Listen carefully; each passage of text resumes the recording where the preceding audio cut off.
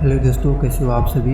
मैं अमित और आज की इस वीडियो में हम बायो कंप्यूटर्स के बारे में जानेंगे। एक रोमांचक और ज्ञानवर्धक वीडियो होगा जिसमें हम इस विषय को समझने के लिए कुछ दिलचस्प उदाहरणों का प्रयोग करेंगे। तो चलिए बिना देर के शुरू करते हैं।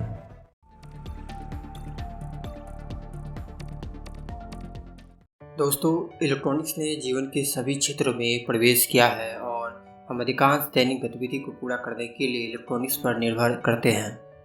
इन 1965 डॉक्टर गॉर्डन ए मूर ने भविष्यवाणी की थी कि इंटीग्रेटेड इलेक्ट्रॉनिक्स के छोटे होने के साथ उनका बेहतर होना जारी रहेगा और हर 12 से 18 महीने में लागत कम होगी। उनकी भविष्यवाणी के अनुसार आज के चिप में 1 मिलियन ट्रांजिस्टर प्रति मिलीमीटर स्क्वायर तक होते हैं, लेकिन इसका तात्पर्य यह नहीं है कि आने वाले दशकों में अनइमेजिनेबली हाई नंबर ऑफ ट्रांजिस्टर प्रति मिलीमीटर स्क्वायर तक हो जाए, जो कि असंभव है। अर्थात प्रकृति, विशेष रूप से भौतिकी के नियम जल्द ही इंटीग्रेटेड इलेक्ट्रॉनिक्स से अर्थात सिलिकॉन चिप पर भी सीमा लगा देगी। परंतु इस तरह की लिमिट हमारे कंप्यूटिंग प्रणाली की प्रगति को रोक नहीं सकती। जाहिर है मार्ग स्पष्ट होंगे, लेकिन उस तक पहुंचने के तरीके असामान्य हो सकते हैं। बायो कंप्यूटर आज से कुछ साल पहले तक असामान्य या सैद्धांतिक प्रतीत रहा होगा।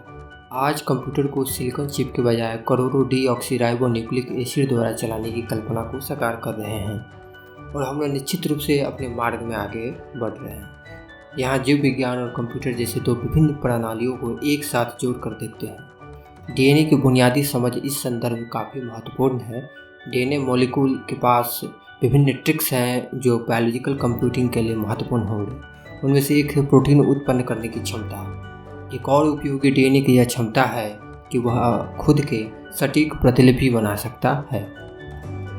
सोचिए, विभिन्न उद्देश्यों के लिए इस तरह के मॉलिक्यूल को प्रोग्राम किया जा सकता है। वास्तव में ये मॉलिक्यूल माइक्रो कंप्यूटर की तरह काम करते हैं और यह भविष्य में चिकित्सा, कृषि और विभिन्न उद्योगों में क्रांतिकारी असर पैदा करेगा। अब डीएनए के बारे में कुछ मौलिक बातें।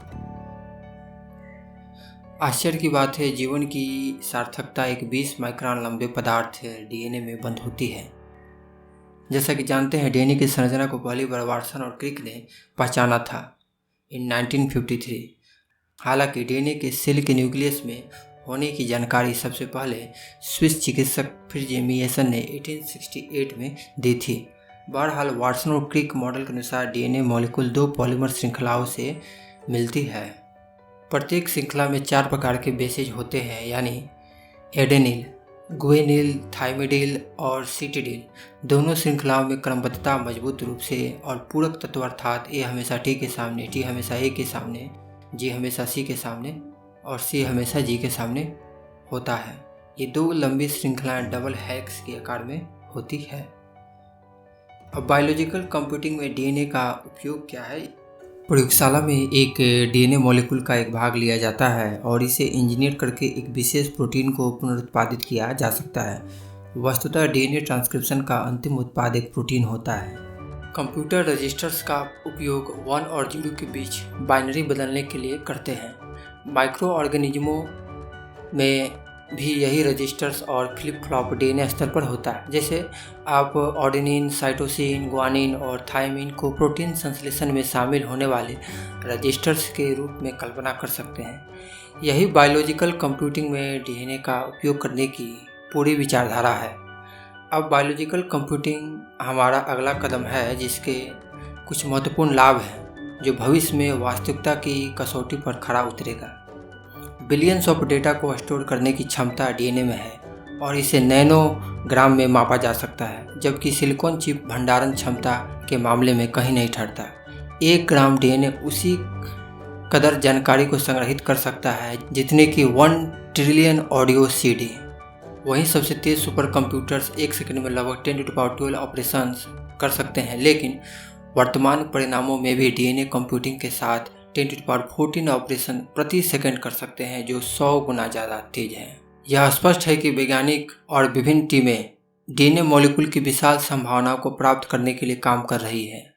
जेम्स जे कॉलिंग और उनकी टीम ने मॉलिक्यूल्स और कंप्यूटर के बीच संचार संभव बनाने के लिए बड़ी मेहनत की है। जाने अनजाने में बायोलॉजी ने कंप्यूटर को बड़ी हद तक प्रेरित किया है। संभावनाएं इतनी ज़्यादा है कि इसके अलावा कुछ सोचने के लिए नहीं है। इसलिए अब डीएनए की शक्ति को कंप्यूटरों का प्रेरणा के रूप में उपयोग करने का समय आ गया है।